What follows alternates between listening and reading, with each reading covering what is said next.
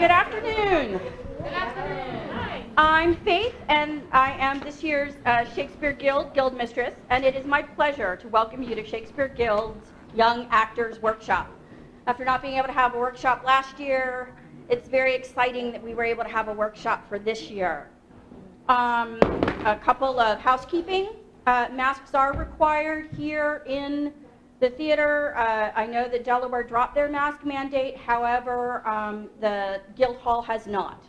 So as soon as I'm done, I'll put my mask back on.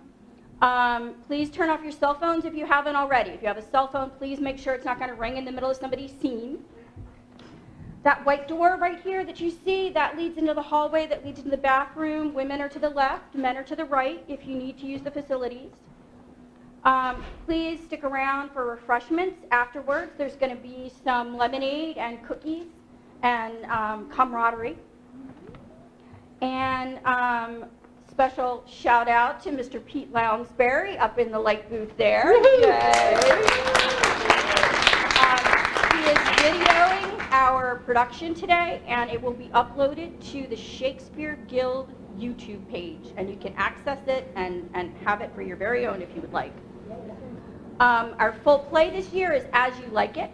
It has been delayed twice now because of the pandemic, and it will be seen this year at the Outdoor Theater June 17th through the 25th. And a quote from the play is, "Sweet are the uses of adversity." And it comes to mind with our Young Actors Workshop this year. Our hardworking young actors and directors faced cancellations due to snow, scenes changed as actors dropped out.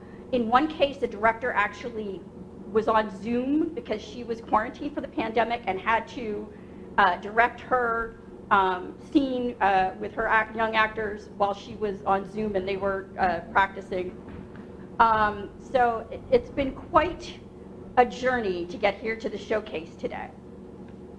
And we are so proud to be here and present today's showcase. First up is the organizer of this year's Young Actors Workshop, Mary Catherine Kelley, who has directed 14 of our summer plays and will be directing this year's production of As You Like It. And as we welcome Mary Catherine onto the stage to introduce her play, scene from her play, yesterday was also her birthday, so let's give her a little extra.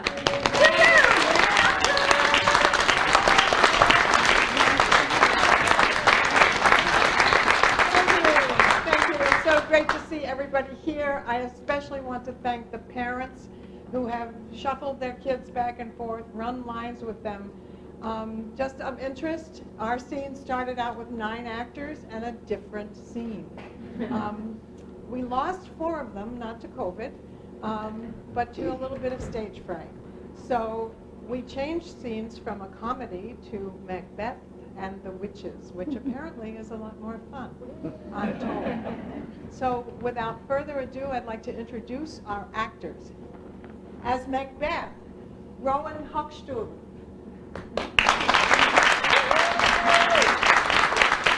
As Banquo-Matthew Hayflinger.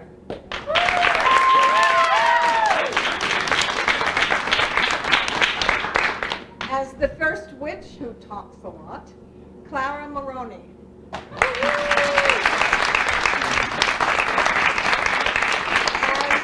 As the second witch, who is bossy and beautiful, Bess Curley.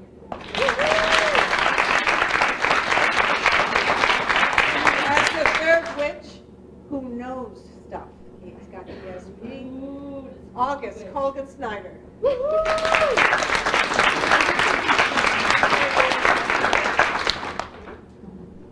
Off you go. Leave. Macbeth and Banquo, generals and thanes in Duncan's kingdom in Scotland, have just returned from an internal war when they run into something strange on the moor.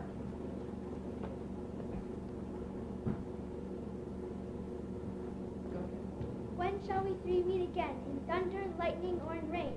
When the hurly-burly's done, when the battle's lost and won.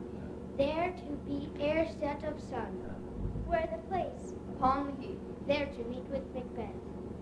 Fair is foul and foul is fair, hovered through the fog and filled the air. Where hast thou been, sister? Killing swine. Sister, where thou? A sailor's wife had chestnuts in her lap, and munched and munched and munched. Give me, quoth I, avoid thee which the fat onion cries. Her husband's to Aleppo gone, master of the tiger, but in a sieve I'll thither sail, and like a rat without a tail. I'll do, and I'll do. And I'll give thee wind. Thort kind. And I another. I myself have all the other, I'll drain them dry as hay. Sleep shall neither night nor day. Hang upon his penthouse lid, he shall live a man for good. Where he spend nights 9 times 9, shall he dwindle, he can pine. Though his bark cannot be lost, yet it shall be tempest tossed. Look what I have. Show me, show me. Here I have a pilot's come, wrecked his homeward he did come. A drum, Macbeth does come. The weird sisters hand in hand, Coasters of the sea and land, thus to go about, thrice to thine, and thrice to mine, and thrice again to make up 9. Peace! The charm's wound up. So foul and fair a day I have not seen. How far is it called the forest? What are these so wisdom so wild and entire? No, not like the inhabitants of the earth. And yet are aren't of you, or you ought to demand my question. You seem to understand me. But each at once her chappy fingers lying upon her skinny lips. You should be a woman, but your beards forbid me to interpret that you are so. Speak if you can. What are you? All hail Macbeth, hail to thee, Dane of Glamis. All hail Macbeth. Hail to thee, Dane of Calais. All hail Macbeth, thou shalt be king hereafter. Sir, why do you start? And seeing the fear things that do sound so fair. In the name of truth, are you fantastical, or that indeed which outwardly you show? My noble partner, you greet with present grace and great prediction, that it seems wrapped with all.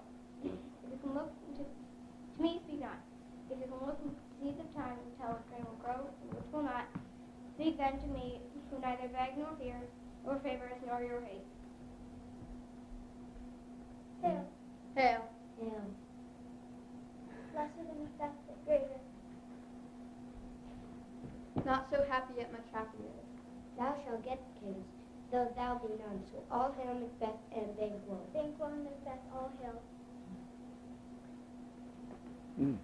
Stay, you imperfect speakers, tell me more. By Sinel's death I know the Thane of Glamis, but how of Coldor? The Thane of Coldor lives a prosperous gentleman, and to be king stands not for the prophet to believe, no more than to be Coldor. Speak, I charge you. The earth hath bubbles, as the water has, and neither of them, withered are they vanished. Into the air what seems corporal melted as breath into the wind, and would they had seen. What such things here are we to speak about? Will we eat on the finger that takes the lead into there? For children shall be kings, You shall be king. and they of Coldor too, when it not so. To sell fame, tune the words. Chance will I be king, my chance may come without my crown. Come what come may, time the hour to the rough step. Come, Banquo.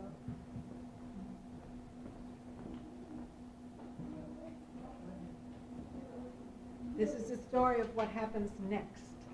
Banquo and Macbeth return to Duncan's castle, where Duncan says, Macbeth, you are now the Thane of Cawdor. Aha, the witches were right. Could they be right about that king thing? Just to make sure that they are right, Macbeth murders the king with the help of his wife. Then he worries about 2 things. Banquo. Banquo was there with the witches. He heard the prophecy. Secondly, Banquo's issue, his descendants are supposed to be kings. No, this cannot be.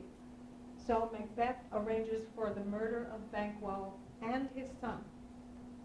He was only successful in killing Banquo, the son escaped.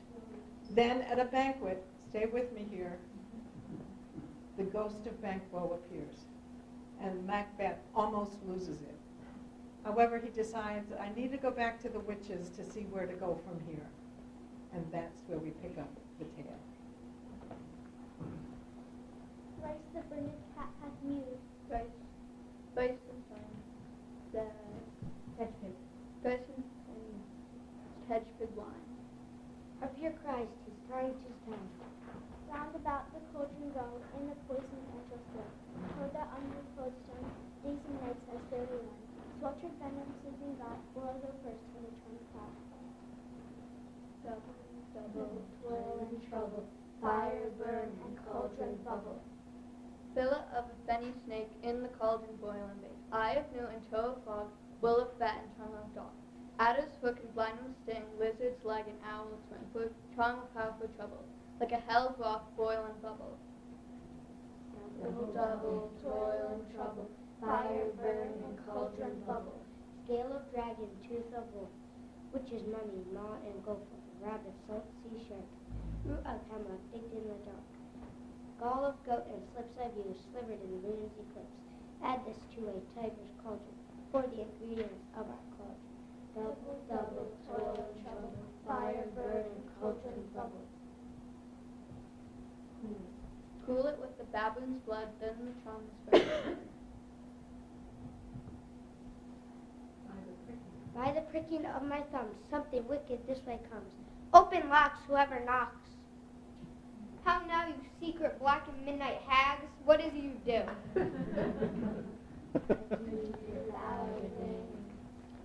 I conjure you by that which you profess, however you come to know it. Though you answer me, though you untie the winds and let them fight, though palaces and pyramids do slope their heads to their foundations, though the treasures of nature's germs do tumble altogether, even to destruction and sickness. Answer me to what I ask you. Speak. Demand. Will answer. Tell me, thou unknown power. Macbeth, Macbeth, Macbeth, beware Macduff. Beware the fame of fight. Dismiss me, enough. Whatever thou art for thy good caution things, then thou hast harped my fear, or write but one word more. I will not be commanded. Here's another, more pointed than the first. Macbeth, Macbeth, Macbeth, Macbeth, Macbeth. Had I 3 ears, I'd hear thee. Be bloody, bold, and resolute, laugh to scorn the power of men, for none of woman born shall harm Macbeth. Then live, Macduff. What I need fear of thee? But yet I'll make a shorn stubble shore and take a bond of faith. Thou shalt not live. Then I may tell pale-hearted fear it lies in sleep in spite of thunder. The lion mettle proud and take no care, who chafes, who frets, or conspires are. Macbeth shall never vanquish be until great Burnham wood to hide unto Name Hill shall come against him. That will never be. Who can impress the forest, bid the tree, and fix the earth on root? Sweet bondman's good. Rebellion's head rise, never till the wood of Burnham rise. In our high place Macbeth shall live the lease of nature, and pay his back to time and mortal custom. Yet my heart throbs to know one thing. Shall Banquo's issue ever reign in this kingdom? Speak to Or be satisfied to deny me this, then eternal curse fall on you. Infected be the air, warning thy rod, and damned all those that trust them. It will have blood, they say.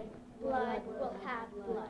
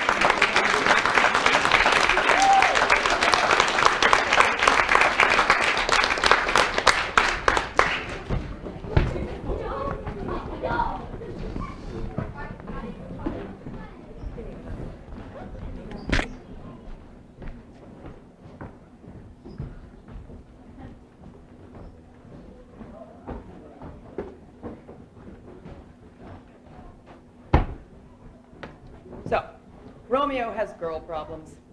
He's just been dumped by Rosaline, and his cousin Benvolio approaches him to try to cheer him up. We have Abigail Gruswitz as Romeo, and Sora Clarke-Fields as Benvolio.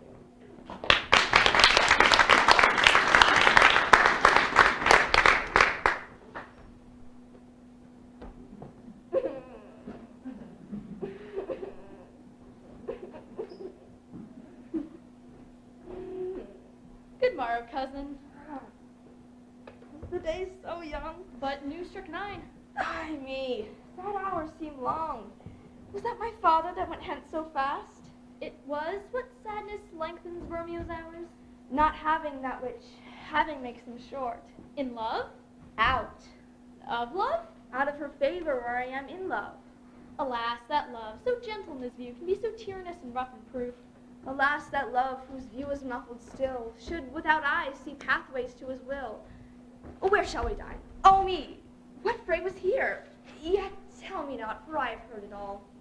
Here's much to do with hate, but more with love. Why then, oh brawling love, oh loving hate, oh anything of nothing first created, oh heavy lightness, serious vanity, misshapen chaos of well-seeming forms, feather of lead, bright smoke, cold fire, sick health, still waking sleep, that is not what this is. This love feel I that feel no love in this. Dost thou yet laugh? No, 'cause I rather weep. Good heart, at what? At thy good heart suppression. Why, such as love's transgression, griefs of mine own lie heavy in my breast, which thou wilt propagate to have it pressed with more of thine. This love that thou hast shown doth add more grief to too much of mine own. Love is a smoke raised with the fume of sighs, being purged a fire sparkling in lovers' eyes, being vexed a sea nourished with loving tears. What is it else? A madness most discreet, a choking gall and a preserving sweet. Farewell, my coz. Soft, I'll go along, and if you leave me so you'll do me wrong. Tut, I have lost myself. I am not here. This is not Romeo. He is some other where. Tell me in sadness, who is it that you love? What, shall I groan and tell thee? Groan, why no, but sadly tell me who. A sick man in sadness makes his will, a word ill urged to one that is so ill. In sadness, cousin, I do love a woman. I am so near when I suppose you love. A right good markman, and she is fair I love. A right fair mark, fair cousin, soonest hit. Well, in that hit you miss, she'll not be hit. With Cupid's arrow she hath Dian's wit, and in strong proof of chastity well armed. From love's weak childish bow she lives uncharmed. She will not stay the siege of loving terms, nor bide the encounter of assailing eyes, nor ope her lap to saint-seducing gold. She is rich in beauty, only poor, that when she dies, with beauty dies her store. Then she hath sworn that she will still live chaste? She hath, and in that sparing makes huge waste. With beauty starved with severity, cuts beauty off from all posterity. She is too fair, too wise, wisely too fair, to merit bliss by making me despair. She hath forsworn to love, and in that vow do I live dead that live to tell it now. Be ruled by me, forget to think of her. Oh, teach me how I should forget to think. By giving liberty unto thine eyes, examine other beauties. Farewell, thou canst not teach me to forget. I'll pay that doctor and else die in debt.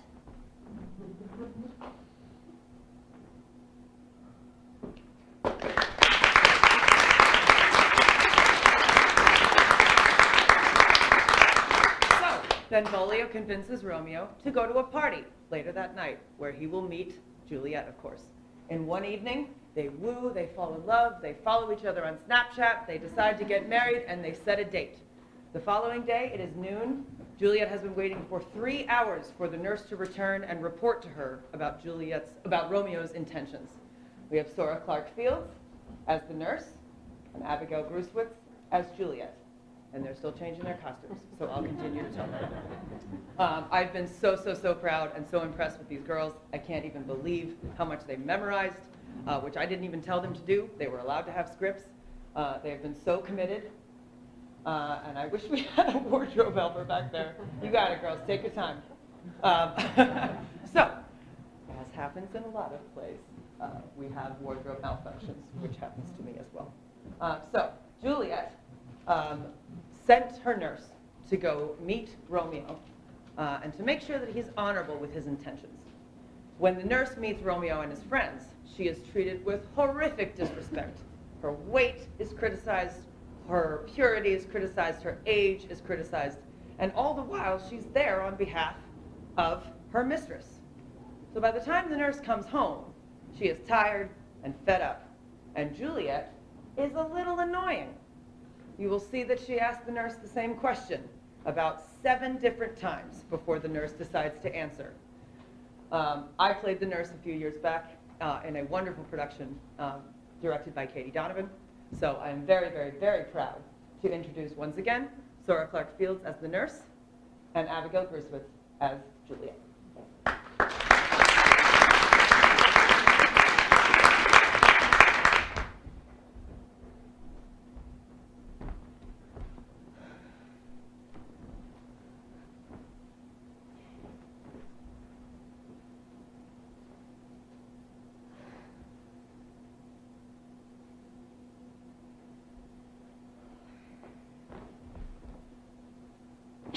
The clock struck 9 when I did send the nurse. In half an hour she promised to return. Perchance she cannot meet him. That's not so. Oh, she is lame. Love heralds should be thoughts which 10 times faster glide than the sun's beams, driving back shadows over luring hills.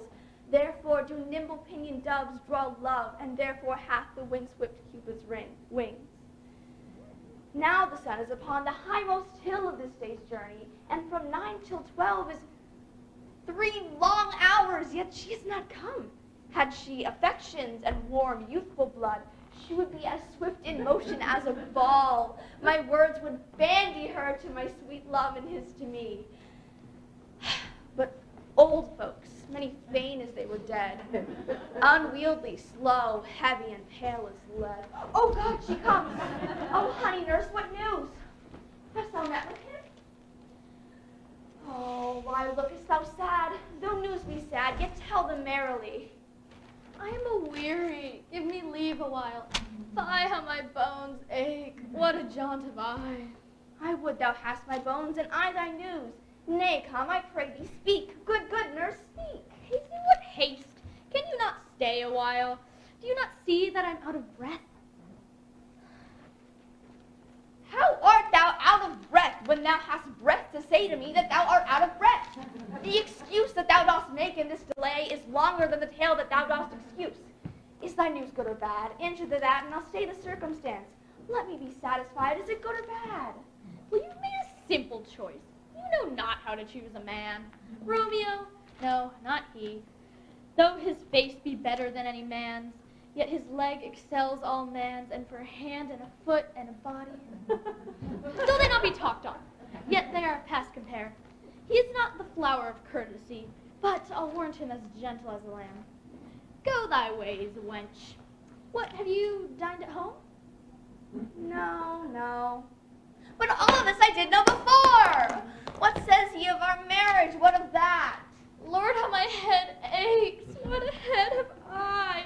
It beats as if it would fall into 20 pieces. My back. Oh, the other side. Oh, my back. Be shrewd your heart for sending me about to catch my death while jaunting up and down. In faith, I'm sorry that thou art not well. Sweet, sweet, sweet nurse, tell me, what says my love? Your love says, like an honest gentleman, and courteous and kind and handsome, and I warrant virtuous. Where is your mother? Where is my mother? Why, she is within. Where should she be? How oddly thou repliest.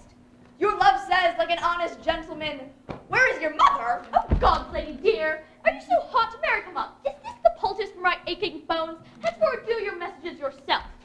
Here, such a coil. Come, what says Romeo? Have you got leave to go to Shrift today? I have. Then hie you hence to Friar Lawrence's cell. There stays a husband to make you a wife.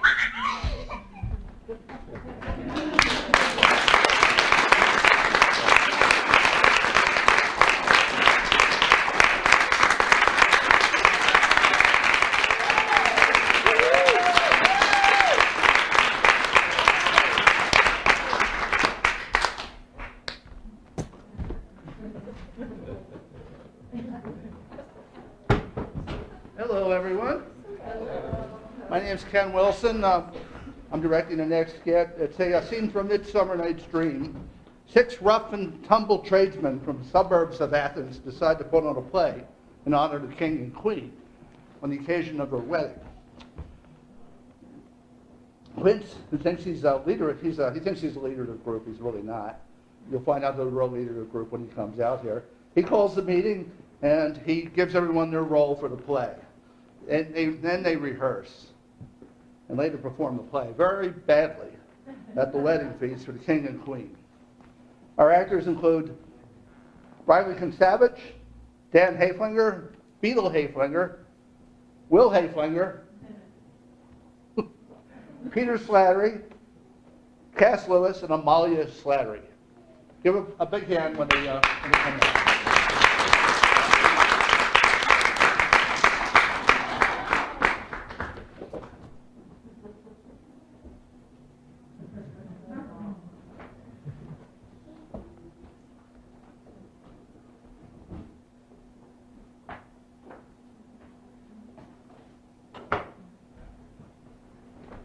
Is all our company here? You are best to call them man by man, generally, according to the script. Here's the scroll of every man's name by, according, I'll call you, sorry. Here's the scroll by every man's name which is thought fit in all of Athens to play an Ireland interlude before the Duke and Duchess on his wedding day at night. First, good Peter Quince, say what the play treats on, then name the players, and so grow to a point. Marry, then, our play is the most lamentable comedy and most cruel death of Pyramus and Thisbe. A very good piece of work, I assure you, and a merry. Now, call forth your actors by the scroll. Masters, spread yourselves, at least 6 feet. Answers, I call you Nick Bottom, the weaver. Ready? Name what part I am for, and proceed. You, Nick Bottom, are set down for Pyramus. What is Pyramus? A lover or tyrant? A lover that kills himself most gallant for love. That will have some tears in the true performing of it, if I do it. Let the audience look to their eyes. I will move stones, the raging rocks, and shivering shocks, and Phidias' car shall make and mar, from near and far, the foolish fates. That was lovely. Now name the rest of the players. Francis Flute, the bellows mender. Here, Peter Quince. You, Flute, must take Thisbe on you. What is Thisbe, a wanding right knight? Oh, it is the lady the Pyramus must love. Nay, Faith, let me not play a woman. I have beard coming. That's all one. You shall play it in a mask, and you shall speak as small as you will. And I might wear a mask. Let me play Thisbe too. I'll speak in a monstrous little voice. Thisbe, Thisbe. Ah, Pyramus, lady dear and lover dear. No, you must play Pyramus and Flute, you Thisbe. Well, proceed. Tom Snout, the tinker. Here, Peter Quince. You, Pyramus' father, myself, Thisbe's father, Snug the joiner, you the lion's part, and I hope your play is fit. Have you the lion's part written? Pray you, if it be, give to me, for I am slow of study. Oh, you may do it exemplar, for it is nothing but roaring. And I may roar too. Let me play the lion's part. I will roar to make any man's good heart to hear me. I will roar to make the Duke say, let him roar again. Let him roar again. And you shall do it too terribly. You would fright the Duchess and the ladies, and they would shriek, and that would be enough to hang us all. What? I assure you, gents, that if I were to fright the ladies out of their wits, they'd have no more discretion but to hang us. But I will roar you toward any nightingale, roar you toward any sucking dove. You can play no part but Pyramus. For Pyramus is a sweet-faced man, a proper man, as one shall see on a summer's day. A most lovely, gentlemanlike man. Therefore, you must needs play Pyramus. Well, I will undertake it. We may meet and we may rehearse most obscenely and courageously. Take pains, be perfect, adieu. At the Duke's Oak we meet. Enough? Hold her cut bowstrings.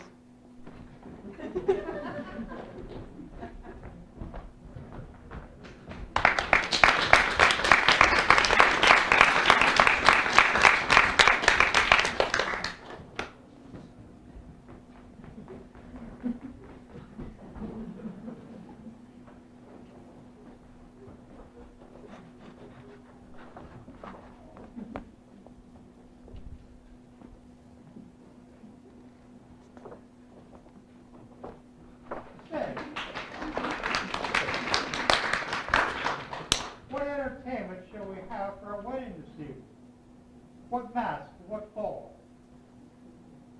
Much we cast upon. A play, a tedious brief scene of young Pyramus and his love Thisbe, very tragical mirth.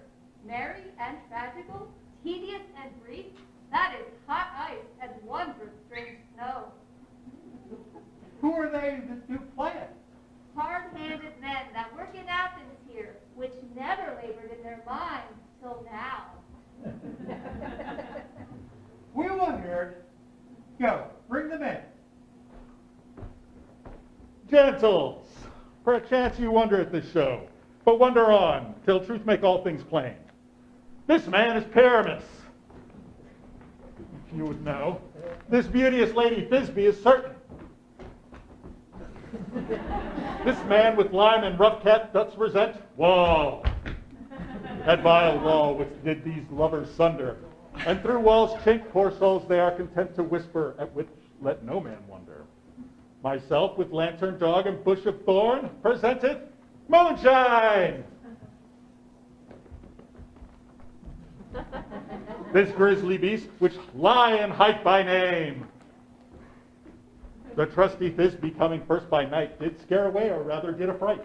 And as she fled, her mantle did fall, which lion vile with bloody mouth did stain.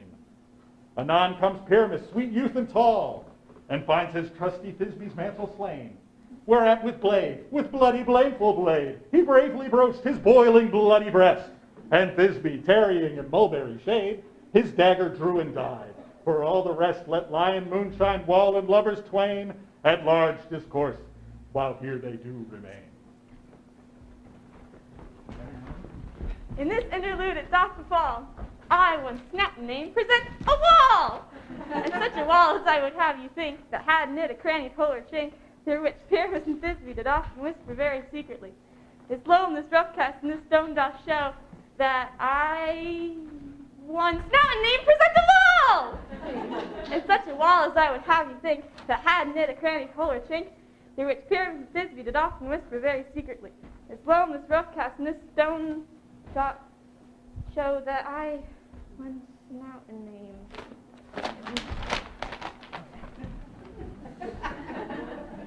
O grim look night, O night with hue so black, O night which ever art when day is not, O night, alack, alack, alack. I fear my Thisbe's promises forgot, and thou, O wall, O sweet, O lovely wall, who standeth between her father's ground and mine, and thou, O wall, O sweet, O lovely wall, show me thy chink to blink through with mine eye.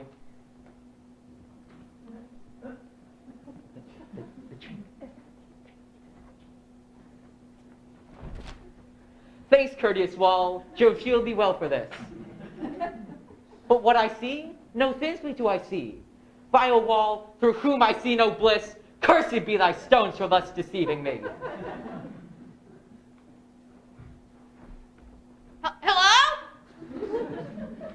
I see a voice. Now I will to the chink to spy my Thisbe's face.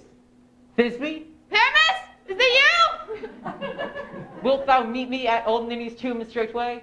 Tide life, tide death, I come without delay.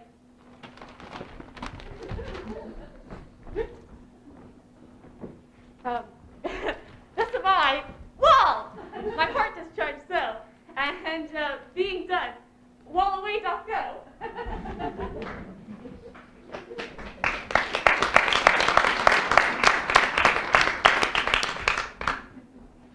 You ladies, you whose gentle hearts do fear, the smallest monstrous mouse that creeps on the floor, may perchance both quake and tremble here. When lion rough in wildest rage doth roar, then know that I, Snug the joiner, am a lion fell, nor else no lion's dam. For if I should, as lion, come and stray into this place to your pity on my life.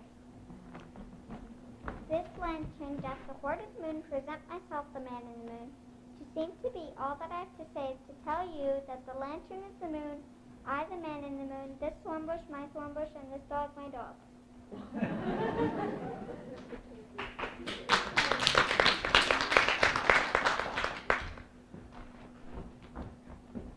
This is old Ninny's tomb.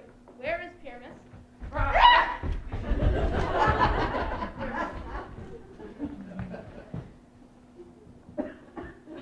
I thank thee, moon, for thy sunny beams. I thank thee, moon, for shining now so bright, for thy gracious golden glittering gleams, to take the truest Thisbe sight. But stay, oh spite? But mark, poor knight, what dreadful dole is here? Eyes do you see? How can it be?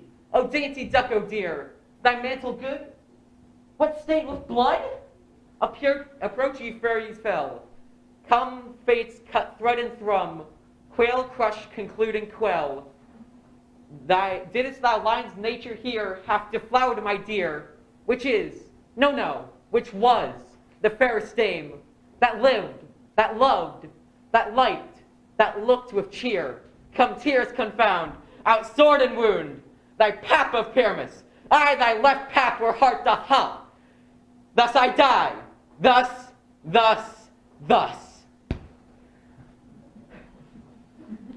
Now I am dead, now I am fled, my soul is in the sky, tongue, lose thy light, moon, take thy flight, now die.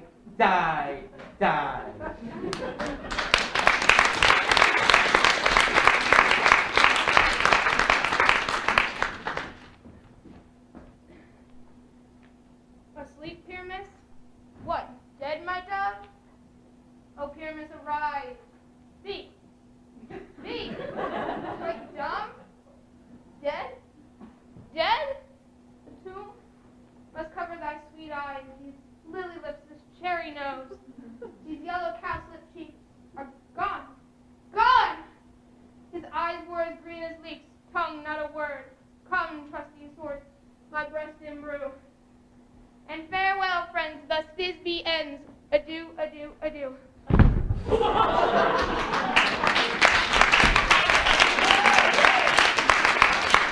Would it please you to see the epilogue? Bravo! No epilogue, please. For your play needs no excuse. Come, let's dance instead.